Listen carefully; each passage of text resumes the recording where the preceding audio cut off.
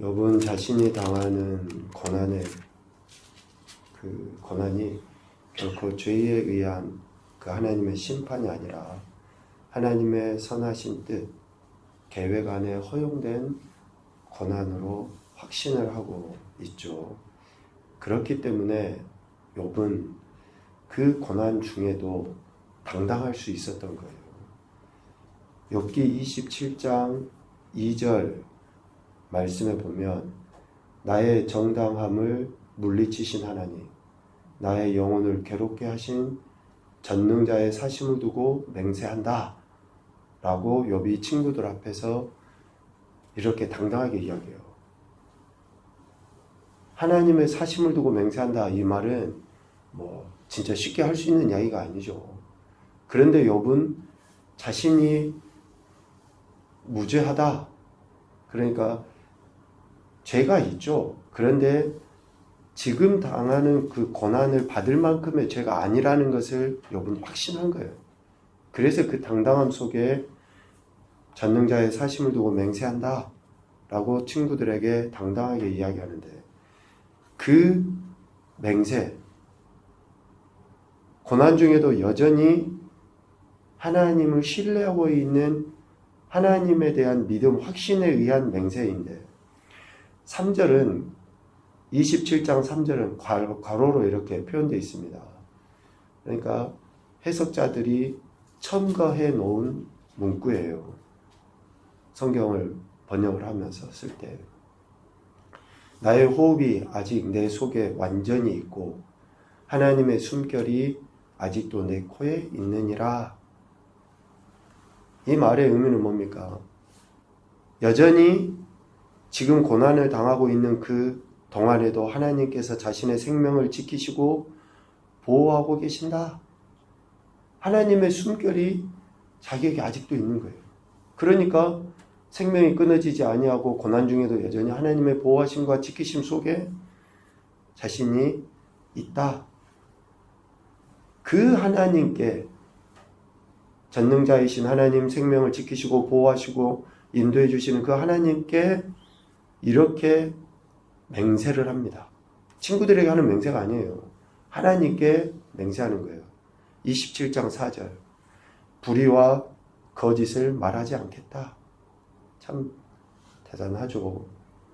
또 27장 5절 나는 결코 너희를 옳다 하지 아니하겠고, 그러니까 너희들의 친구들의 말이 나를 정죄하고 판단했던 그 말을 내가 인정하지 않겠다. 즉 나는 죄로 인해서 고난당하는 것이 아니다 라는 그런 이야기고, 내가 죽기 전에는 나의 온전함을 버리지 아니하겠다 라고 맹세를 해버려요. 타협하지 않고 온전함을 버리지 않겠다 라는 것이고요. 27장 6절은 세 번째로 욥이 맹세를 하는데, 공의를 굳게 잡고 놓지 않으며 고통당하는 생애를 비웃지 않겠다. 여기 비웃다는 것은 자기의 고난당하고 있는 이 현실을 비관하지 않겠다, 그런 의미거든요. 비관하지 않겠다. 예수님 믿는 사람들도 조금 힘들고 어려우면 비관하고 절망하고 낙담해서 하지 말아야 될 극단적인 행동을 해버리거든요.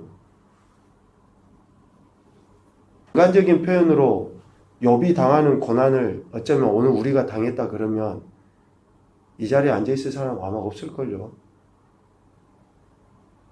아니면 정말 안 믿는 사람들 같이 그러한 극단적인 선택 충분히 하고도 남지 않을까라는 생각을 해요. 욥이 당하는 그 고난을 보면. 그런데 욥은 결코 하나님의 이름을 두고 맹세를 하는데 자기가 비관하지 않겠다 라고 다짐을 하고 결단을 합니다.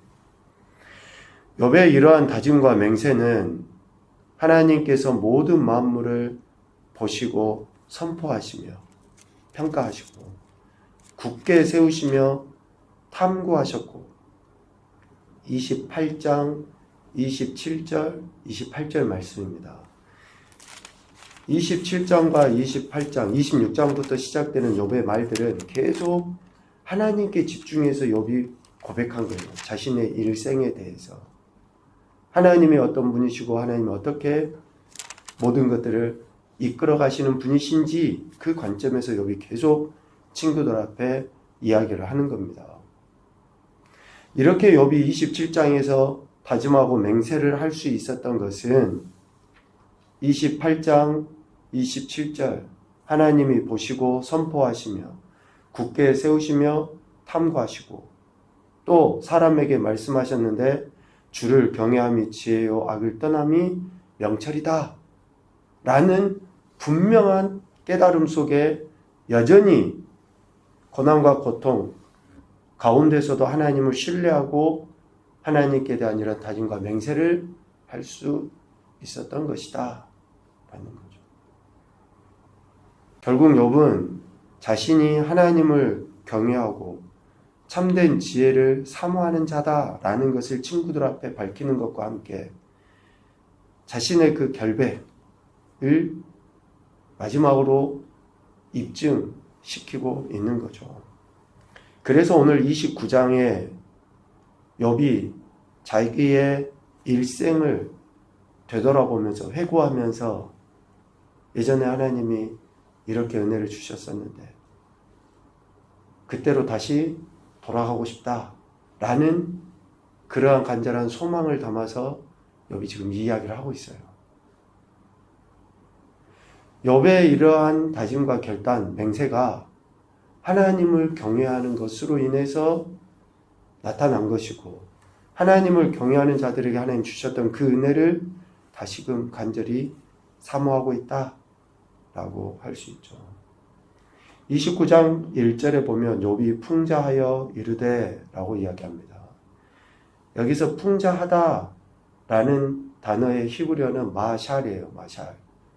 마샬이라는 단어를 여러분 많이 들으셨어요. 잠언 성경 말씀을 읽을 때 잠언을 뜻하는 단어가 히브리어 마샬입니다. 그러니까 교훈하고 또 권면하고 풍자하고 하는 그런 내용들을 통칭해서 마샬이라고 하는데 그 잠언의 한자의 의미처럼 바늘잠, 말씀언이죠. 그러니까 전곡을 콕 찔러서 말하는 거예요. 욥이 마지막으로 친구들에게 이 이야기를 하는 거예요.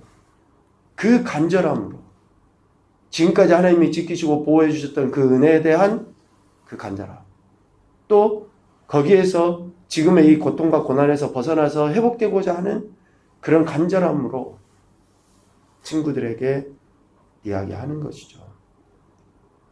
크게 두 가지를 말하려고 하는 겁니다. 욥은. 첫 번째는 29장 2절 전반부에 나온 것처럼 나는 지난 세월과 하나님이 나를 보호하시던 때 그러니까 하나님의 시험으로 인해서 고난당하기 이전에 영화로웠던 시절 즉 하나님께서 자신을 보호해 주셨던 그때를 회상하고 있는 거예요. 자기가 열심히 일해서 자기가 똑똑하고 잘나서 그래서 동방에 어떤 사람보다 훌륭한 자, 부유한 자, 명성을 얻은 자가 된 것이 아니라 하나님께서 지난날에 자신의 삶을 지키시고 보호하여 주셔서 그러한 부, 귀, 명성을 얻었었다 라고 이야기하는 거죠. 그리고 또 한 가지 전곡을 콕 찔러서 이렇게 친구들 앞에 말하고자 하는 그 핵심은 2절 하반부부터 7절까지 말씀을 통해서 그때가 다시 오기를 원하노라. 과거에 하나님이 보호하심과 은혜 베풀어 주심의 그 모습이 자신에게 다시금 일어나기를 그렇게 됐으면 좋겠다라는 소원을 담아서 이야기하는 거죠. 간절히 기원하고 있는 겁니다. 그때가 다시 오기를 간절히 기원하고 있는 거예요. 자, 그러면 이러한 소원은 우리가 오해할 수 있어요. 지금 자신이 당하는 고난이 옛날에는 하나님이 보호해 주셔서 부귀와 명성이 있었는데 지금은 하나님이 보호해 주지 않으니까 이런 고난을 당했다라고 오해할 수 있습니다. 그러나 결코 그렇지 않습니다. 지금 자신이 당하는 고난이 하나님께서 보호하지 않으시고 버리셔버렸기 때문에 당하는 것이라는 것이 아니고 자신의 과거가 영화로울 수 있었던 것은 하나님의 도우심이 있었다라는 그 고백이고 우리 인간이 소위 말하는 행복과 불행은 전적으로 하나님의 주권하신 가운데 있다라는 것을 인정하는 것의 표현인 거예요. 절대적으로 하나님의 주권 가운데 있는 것이지 내가 노력하고 내가 뭐 열심히 하고 내가 더 남들보다 뛰어나서 그러했다라는 것이 아니라는 겁니다. 끝까지 욥은 하나님의 주권을 인정하면서 하나님이 자신의 지난날의 삶 속에 베풀어 주셨던 그 은혜에 대한 감사와 함께 그렇게 회복되기를 소망하고 있는 거죠. 3절 그때에는 그의 등불이 내 머리에 빛이었고 내가 그의 빛을 힘입어 암흑에서도 걸어 다녔느니라 라고 이야기합니다. 오늘 25절까지의 쭉 내용들의 핵심이 바로 3절이에요. 하나님께서 과거에 자신의 일생 동안에 수없이 많은 선한 일도 하고 뭐 은혜되는 일도 하고 연약한 자, 상한 자 격려도 하고 축복도 하고 뭐 여러 가지 일들을 했어요. 그런데 그런 일들이 어떻게 해서 가능했었는가? 우리가 오늘 읽었던 이 본문의 내용들 빈민도 도와주고 못 본 사람 눈도 되어주고 다리 저는 사람 발도 되어주고 뭐 수없이 이런 많은 일들을 다 욥이 했는데 그 일은 3절 하나님의 등불이 자기에게 빛이었고 하나님의 빛을 힘입어서 그러한 일들을 행할 수 있었다라는 거죠.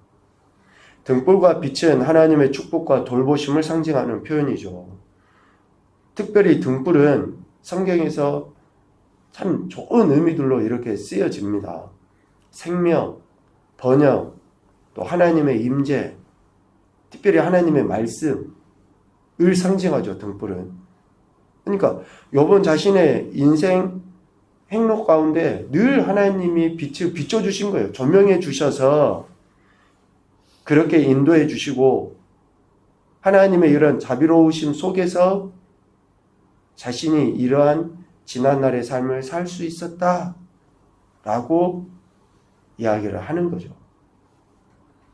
그리고 더욱이 지금 어려움에 직면해 있는 때에도 환난 중에도 좌절하거나 넘어지지 않고 올바른 길로 안전하게 지금까지 이렇게 견딜 수 있었던 것도 하나님의 함께 하심, 하나님의 빛을 비춰주심, 하나님의 빛의 힘이라고 욥은 이야기하고 있는 거예요.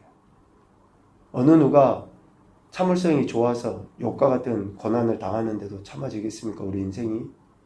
못 그래요. 뭐. 내게 조금만 불편해도 우리는 금세 그것에 못 이겨서 분위기를 다 망치는 그러한 결과들을 보이잖아요. 그러나 욥은 이런 말로 다 할 수 없는 엄청난 고난을 당함에도 불구하고 이렇게 견디고 참고 또 더 나아가서는 하나님의 주권을 인정하며 하나님의 은혜를 찬양하고 있는데 그것은 오늘 3절과 같이 하나님께서 그렇게 욥에게 베풀어 주신 은혜 때문이다 라는 겁니다. 그래서 갈망하는 거예요. 다시 하나님의 등불과 빛, 하나님의 크신 은총을 통해 과거에 그 행복했던 또 소위 그러한 때로 돌아가서 하나님이 인정하시는 삶을 살아가고 싶다라고 간절히 원하는 겁니다. 하나님이 인정하시는 삶은 어떤 삶입니까? 1장 1절에서 이야기하는 것처럼 온전하고 정직하여 하나님을 경외하고 악에서 떠난 삶. 욥이 어디 하나에 예전에 소유를 회복하기를 원한다. 예전에 명성을 회복하기 원한다. 그런 말 없어요. 여전히 하나님을 경외하고 하나님의 영광을 나타내기를 원하는 그 마음을 욥은 담아서 그렇게 되기를 소망하고 있는 것이죠.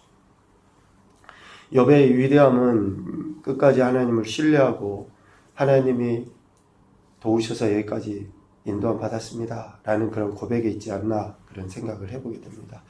오늘 말씀을 통해서 이런 교훈을 생각하는데요. 첫째, 하나님의 숨결이 여전히